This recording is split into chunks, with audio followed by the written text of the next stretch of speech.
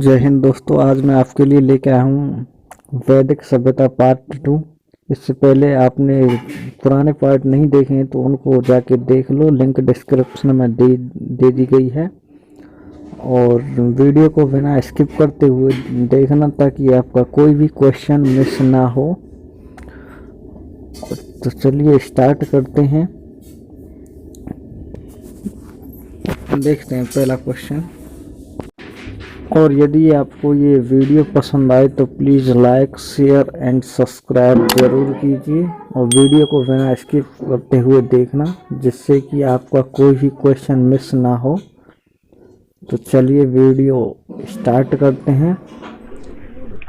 सूची 1 को सूची 2 के साथ सम्मिलित कीजिए। नीचे दिए गए कूट की सहायता से सही उत्तर चुनिए। तो देखिए, सूची 1 में ऋग्वेद दे रखा है, सूची 2 में पहला संगीत में स्रोत है। तो इनको हमें व्यवस्थित क्रम में लगाना है। तो देखिए, ऋग्वेद में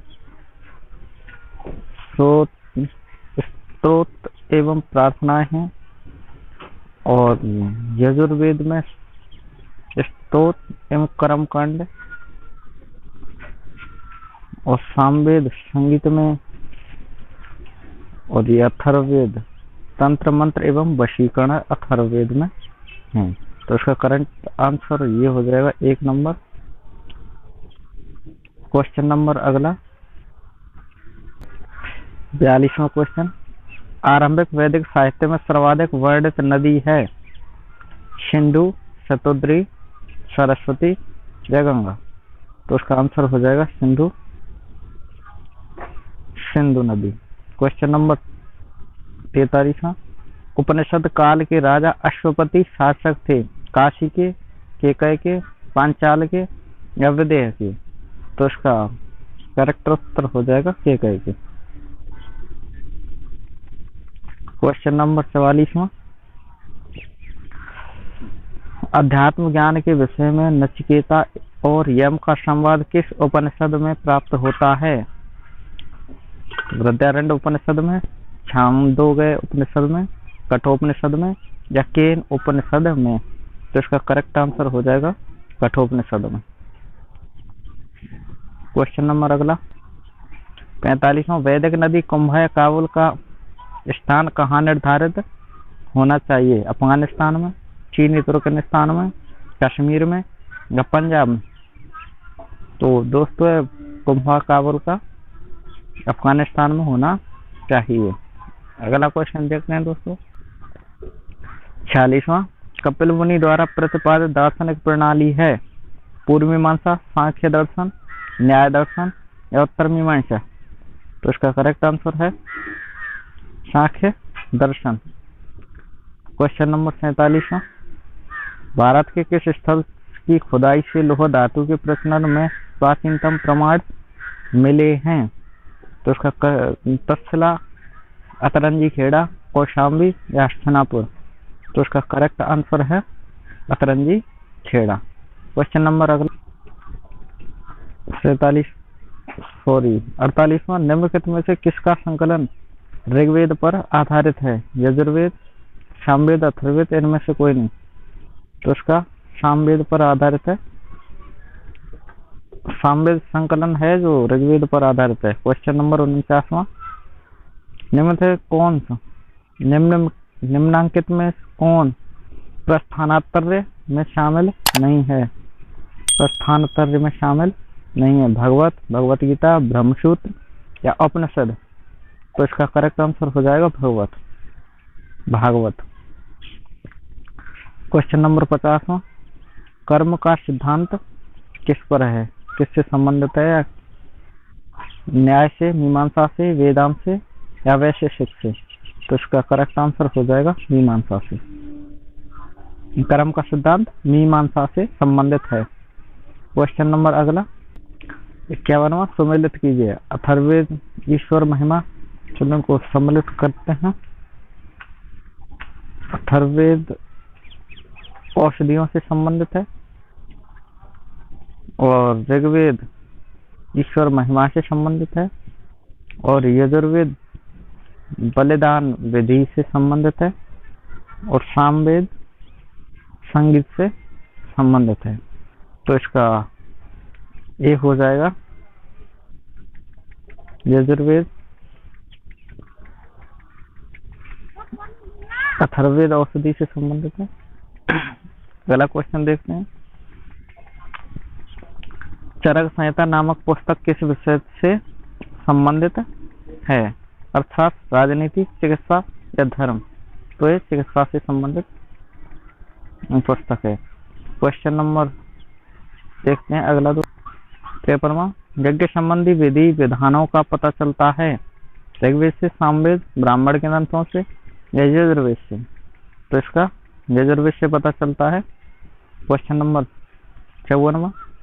वैदिक युगीन सभा, ऑप्शन ए गांव के व्यवसायिक लोगों की संस्था थी, राज दरबार होता था, या मंत्री परिषद थी, या राज्य के समस्त लोगों की एक राष्ट्रीय सभा थी?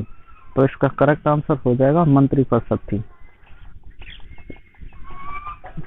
ऑप्शन नंबर सी, मंत्री परिषद थे। क्वेश्चन नंबर अगला।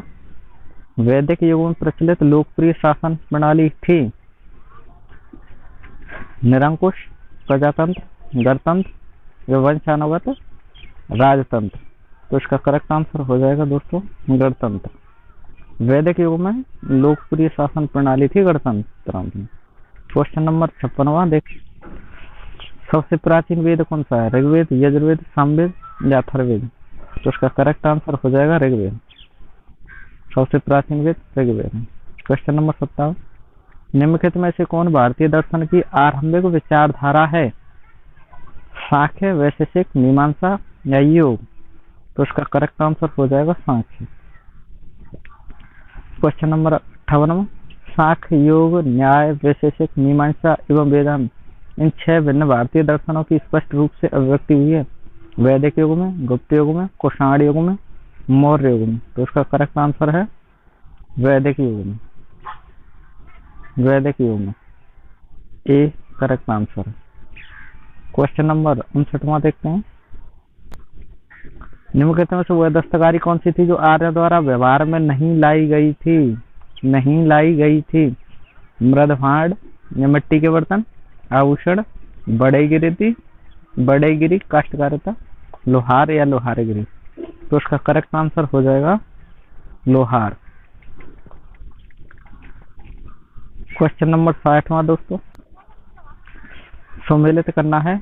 देखो यजुर्वेद, आयुर्वेद से संबंधित ऋग्वेद है, धनुर्वेद से संबंधित यजुर्वेद है, गंधर्ववेद से संबंधित सामवेद है और शिल्पवेद या अर्थशास्त्र से संबंधित अथर्ववेद है। तो इसका करेक्ट आंसर ए हो जाएगा। Question number. ऋग्वेद में किन 6 मंडलों को वशमंडल या गोत्र मंडल कहा जाता है? दूसरे मंडल के 7वें मंडल तक, दूसरे मंडल से 7वें मंडल तक, या पहले मंडल से 6वें मंडल तक, या तीसरे मंडल से 8वें मंडल तक, चौथे मंडल से 9वें मंडल तक? तो इसका करेक्ट आंसर होगा दूसरे मंडल से 7वें मंडल तक। क्वेश्चन नंबर 62वां। किस वेद में जादुई माया और वशीकरण का वर्णन मिलता है? ये क्वेश्चन अभी हमने किया था, जो सम्मिलित किया था उसमें वशीकरण, और देखिए ऋग्वेद, यजुर्वेद, सामवेद या अथर्ववेद? तो इसका अभी हमने किया था ना, तो कौन सा किया था? अथर्ववेद। अथर्ववेद में वशीकरण और जादुई माया है। क्वेश्चन नंबर 63 का देखते हैं दोस्तों। आर्य शब्द इंगित करता है नजाति समूह को, यायावरी जन को, भाषा समूह को या श्रेष्ठ वंश को? तो हमने ये शुरू में वैदिक सभ्यता के शुरू में तीसरा चौथा क्वेश्चन था श्रेष्ठ या कुलीन वंश, आर्य का अर्थ होता है। तो इसका करेक्ट आंसर हो जाएगा श्रेष्ठ वंश को। Question number 64। ऋग्वेद में कुल कितने मंडल हैं? 7, 8, 9 या 10? तो ऋग्वेद में 10 मंडल हैं दोस्तों। Question number 65। आर्य भारत में संभवतः आए थे, तो आर्य देखिए यूरोप से या मध्य एशिया से, पूर्वी एशिया से, अन्य क्षेत्रों से? तो ये आर्य मुख्यतः मध्य एशिया से आए थे। 65 का भी क्वेश्चन नंबर अगला देख। क्वेश्चन नंबर 66, कौन सा वेद असत गद्य रूप में भी रचित है? ऋग्वेद, यजुर्वेद, सामवेद या अथर्ववेद? तो इसका करेक्ट आंसर है यजुर्वेद। ये वेद गद्य रूप में भी रचित है। क्वेश्चन नंबर 67, सभा और समिति प्रजापति की दो पुत्रियों का उल्लेख किसमें मिलता है? ऋग्वेद में, यजुर्वेद में, सामवेद में या अथर्ववेद में? तो इसका करेक्ट आंसर हो जाएगा अथर्ववेद में। क्वेश्चन नंबर अगला 68, ऋग्वैदिक युग की प्राचीनतम संस्था कौन सी थी? सभा, समिति, वेदत या परिषद? तो इसका करेक्ट आंसर हो जाएगा वेदत। वेदत। क्वेश्चन नंबर 69वां। क्वेश्चन नंबर 69, ब्राह्मण ग्रंथों में सर्वाधिक प्राचीन कौन है? ऐत्रेय ब्राह्मण, शतपथ ब्राह्मण, गोपथ या पंचविश ब्राह्मण? तो ब्राह्मण ग्रंथों में सबसे प्राचीन ब्राह्मण है वो शतपथ ब्राह्मण है दोस्तों। Option number B Shatapatha Brahmana.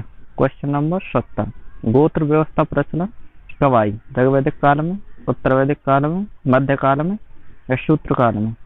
तो ये गोत्र व्यवस्था उत्तर वैदिक काल में प्रचलन में आई थी। Option number B. Question number 71, अनुलोम विवाह का अर्थ है? देखिए, उच्च वर्ण का पुरुष या निम्न वर्ण की नारी के साथ विवाह, या निम्न वर्ण का पुरुष उच्च वर्ण की नारी, या उच्च वर्ण पुरुष उच्च वर्ण नारी, या निम्न वर्ण पुरुष या निम्न वर्ण नारी? तो इसमें अनुलोम विवाह उच्च वर्ण पुरुष और निम्न वर्ण की नारी के साथ विवाह होता है। तो इसका करेक्ट आंसर है ए। ये इसका करेक्ट आंसर है। क्वेश्चन नंबर, प्रतिलोम विवाह तब माना जाता था जब उच्च वर्ण की नारी और निम्न वर्ण के पुरुष से विवाह कर लेती थी। इसका दूसरा करेक्ट आंसर है, दूसरा करेक्ट आंसर है इसका। अनुलोम विवाह में दोस्तों क्या होता था? अनुलोम विवाह में तो उच्च वर्ण का पुरुष और निम्न वर्ण की नारी के साथ विवाह कर लेता था, लेकिन प्रतिलोम विवाह में जस्ट इसका उल्टा है। उच्च वर्ण की नारी होती थी और निम्न वर्ण के पुरुष के साथ विवाह कर लेती थी, उस विवाह को प्रतिलोम विवाह कहा जाता था। क्वेश्चन नंबर 73, वैदिक युग में यव कहा जाता था? तो इसका करेक्ट आंसर है जौ। जौ इसका, यव जौ को कहा जाता था वैदिक युग में। क्वेश्चन नंबर 74वां, देखो दोस्तों, व्रीहि शब्द किसके लिए प्रयुक्त हुआ है? चावल, गेहूं, जौ या कपास के लिए प्रयुक्त हुआ है? तो इसका करेक्ट आंसर है चावल। व्रीहि को वैदिक समय में चावल को व्रीहि के नाम से जाना जाता था। क्वेश्चन नंबर 75, अथर्व का अर्थ है पवित्र जादू, यज्ञ, स्तुति या दर्शन? तो इसका करेक्ट आंसर है पवित्र जादू। अथर्व को वैदिक समय में पवित्र जादू के नाम से जाना जाता था। क्वेश्चन नंबर 76, देखिए सम्मिलित करना है, देखिए सम्मिलित करना है। तो देखिए इसमें शिक्षा ये ध्वनि शास्त्र में थी, कल्पसूत्र कर्मकांड में, निरुक्त शब्द व्युत्पत्ति शास्त्र या भाषा शास्त्र, छंद छंद शास्त्र। तो इसका करेक्ट आंसर हो जाएगा ए।